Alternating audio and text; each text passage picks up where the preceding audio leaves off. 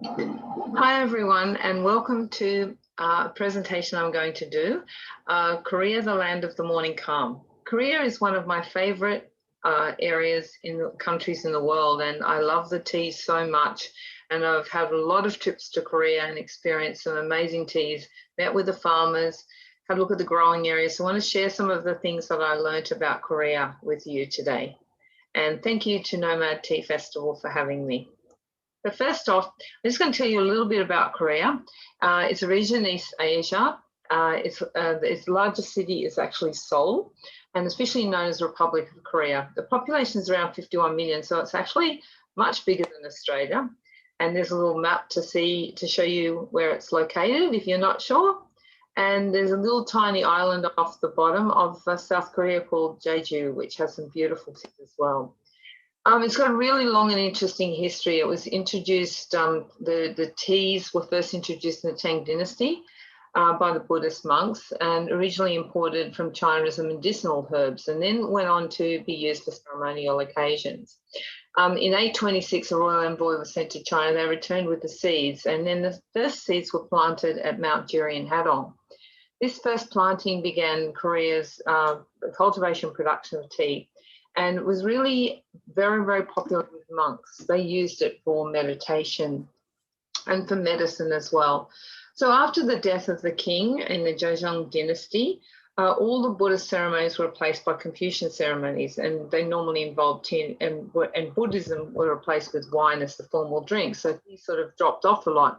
There were very high taxes placed on tea production, and but some of the monasteries managed to retain the tea culture. And if you go today, even to some of the temples, they have beautiful little tea gardens. So many of the tea fields were destroyed at that time, which was very sad, but they still managed to maintain some even today, very old tea fields. By the end of the 16th century and Seven Year War, Korea tea culture struggled to survive. And then in between 1918 and 1392, the tea culture grew rapidly and it was more widely promoted.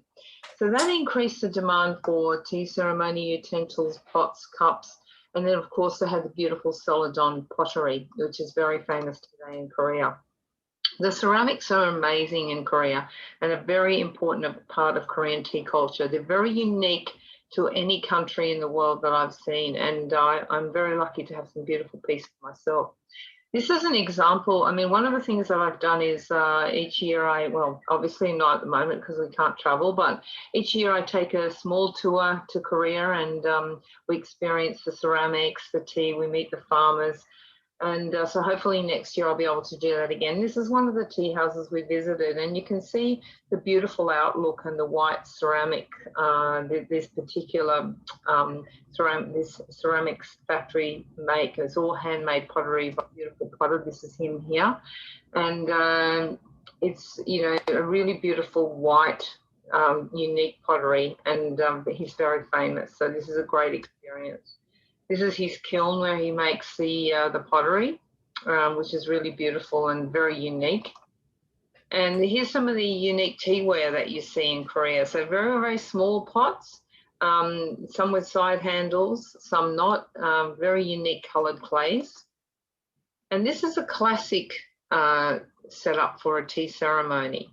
And this is classic white, you can see, and the way that the bowls are laid up.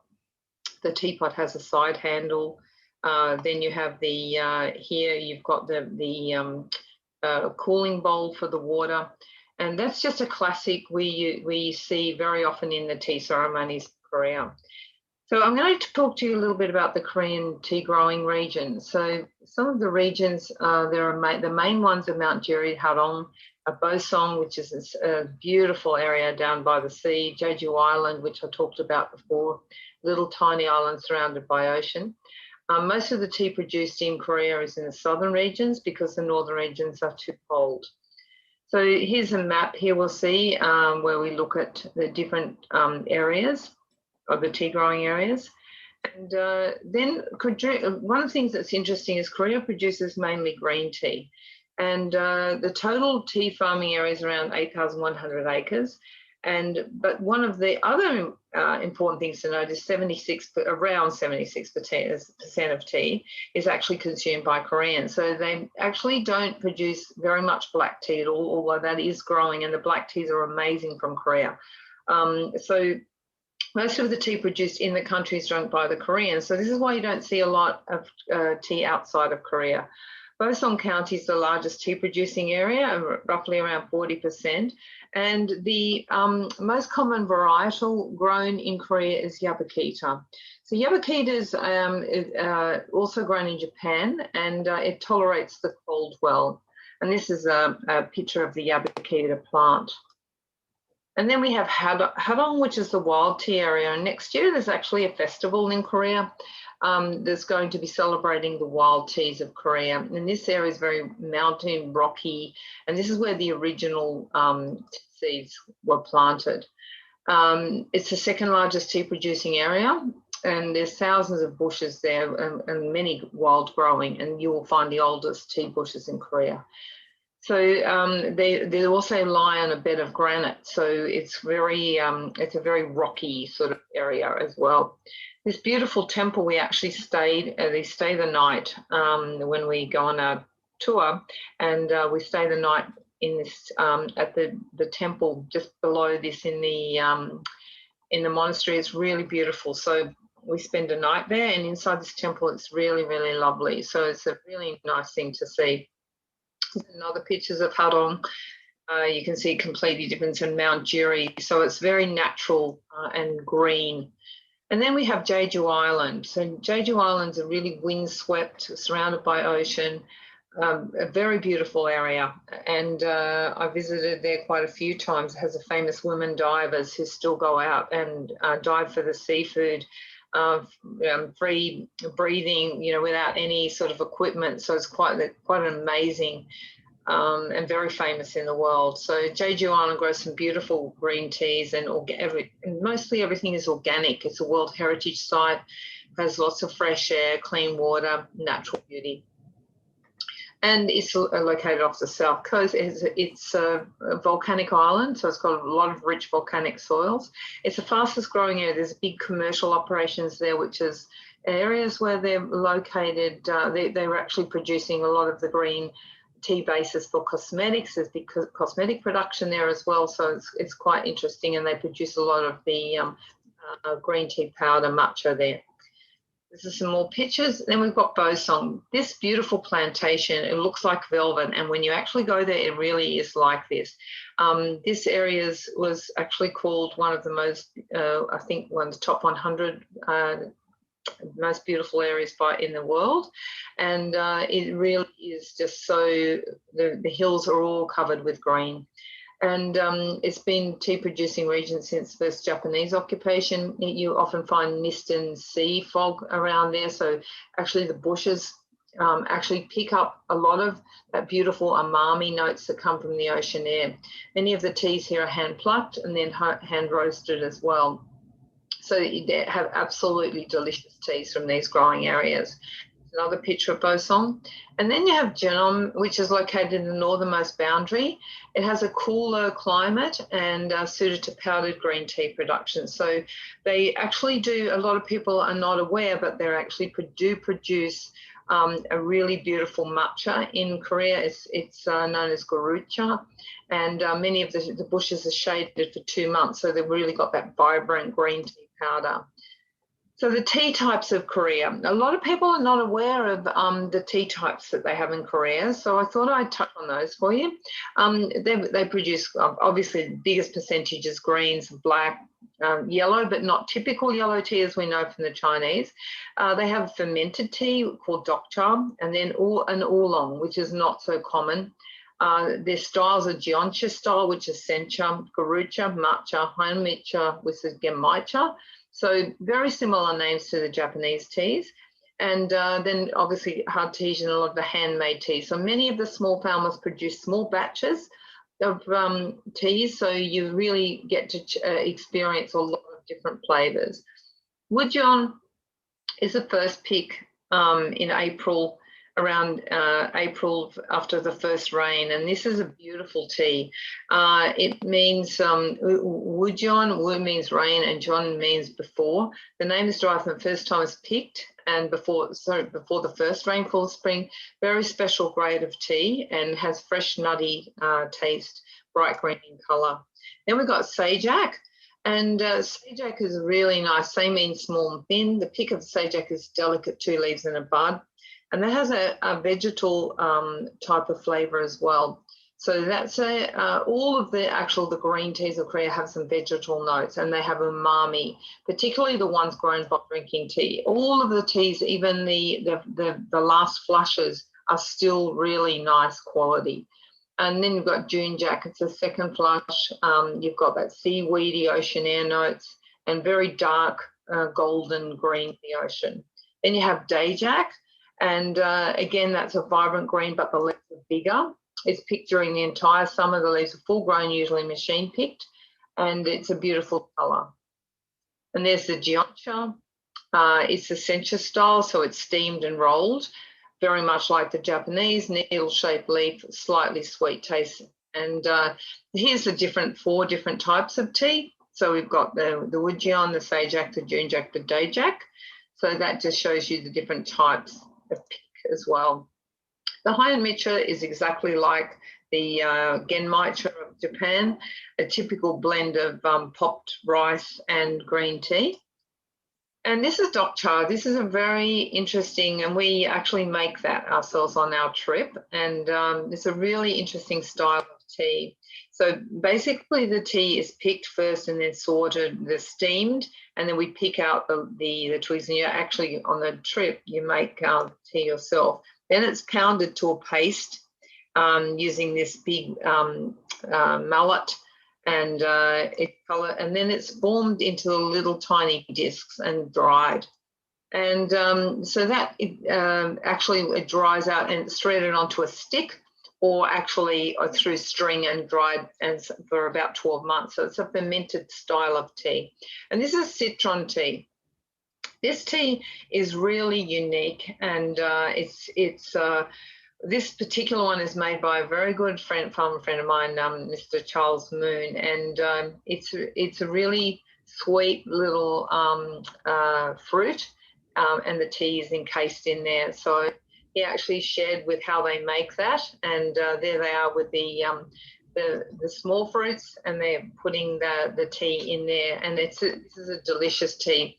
So he tells you how to make this. So he gets you the yuzu, he cuts off the upper part, mixes the black tea in with quince and wild pear. So you can imagine that combination, then steams it, and then they dry it and they steam it again. So that's repeated for nine times, and then naturally dried for 100 days. So you can imagine how much of that sort of citrus note goes into the tea. So this is a very, very delicious tea and one of my favourites. This is the matcha farm that we also visit. So you can see all of those strings are from where the green tea is shaded. And this is the colour. The colour is very vibrant and the taste is very smooth. So if you get the chance to try Korean matcha, it's really worthwhile. And these are there's a famous place called Ocelok, and they make everything made of green tea. So you can see there, I took everyone there for afternoon tea, and we had ice cream, and we have mochi, and we've got a green, like a roll, a Swiss roll, and then the macarons and iced tea. And so they make everything out of green tea, which is great. So on the tea wheel, this is Australian Tea Masters tea wheel. On the tea wheel, it has the Korean tea has morini notes. It has, like I said, some vegetal and some light herbal notes. But it's a very it's quite sweet finish with definitely with an umami note.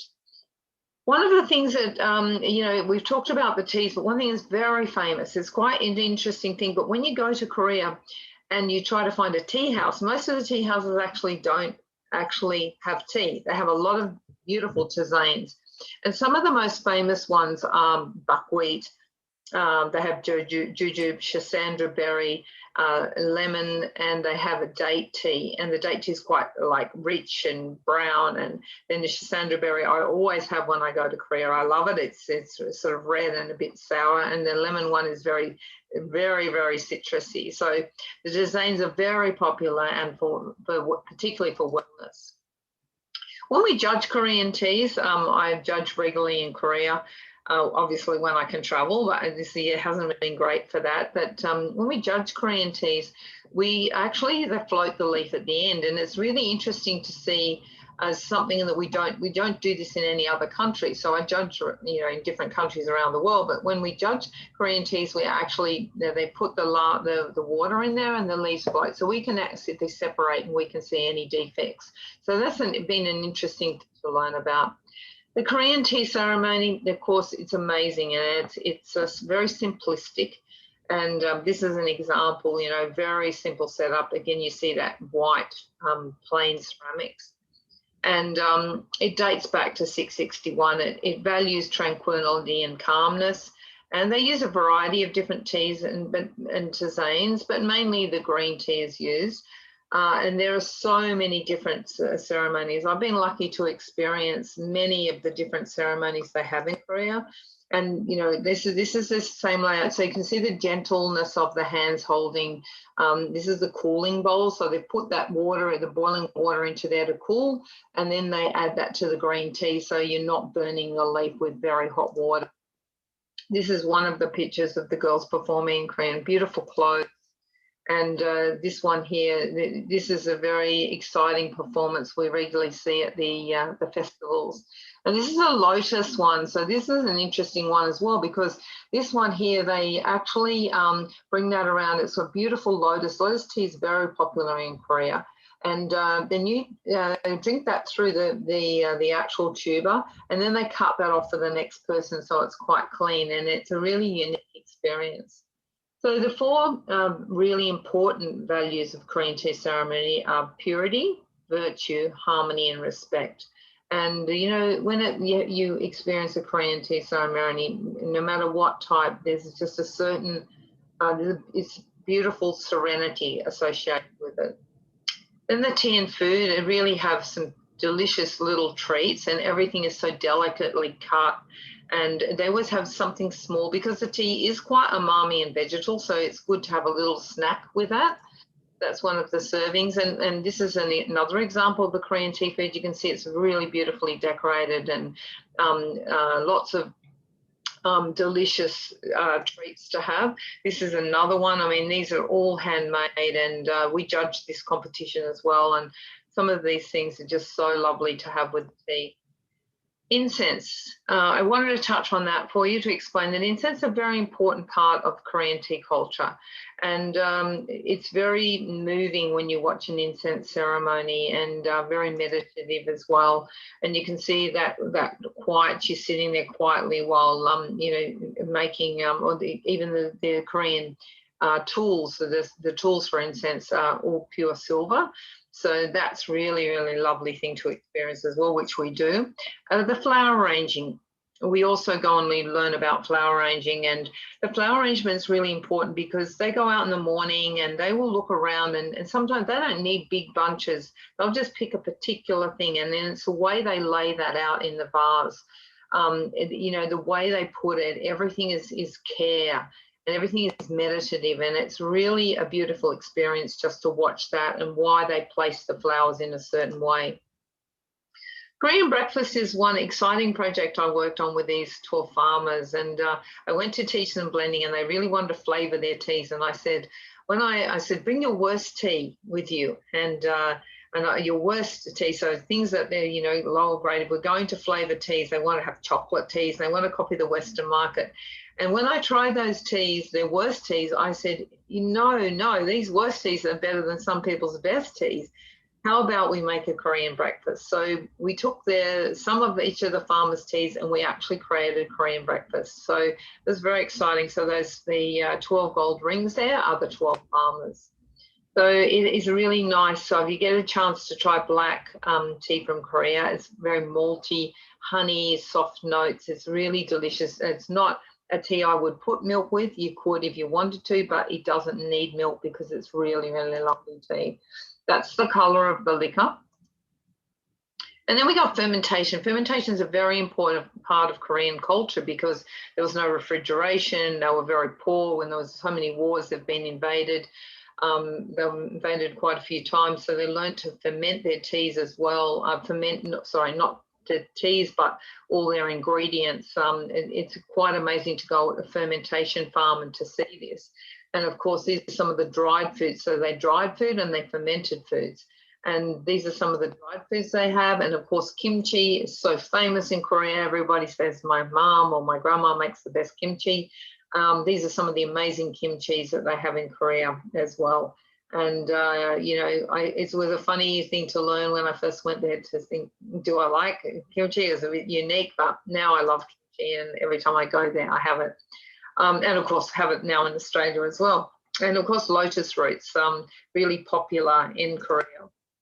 And this is Mr. Charles Moon. He's my favorite farmer in Korea. And this is just when we went to lunch, and some of the dishes, they have so many small dishes when you go out to eat, and you have so many different flavors. And I just love Korea, and I love the food. This is a temple close by the city in Seoul, one of the largest ones, and they have many, many different displays during the year. And I thought I'd put that one in to see. And one of the things I'm going to show you shortly is a small video we made when we visited Korea last time.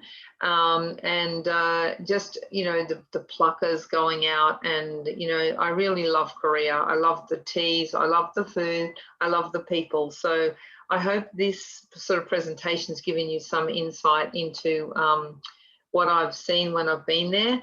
If you get the chance, try the Korean teas because they are unique, and once you try them, you never stop. So I'm just going to show you the video shortly, and I hope you've enjoyed it, and thanks very much for watching.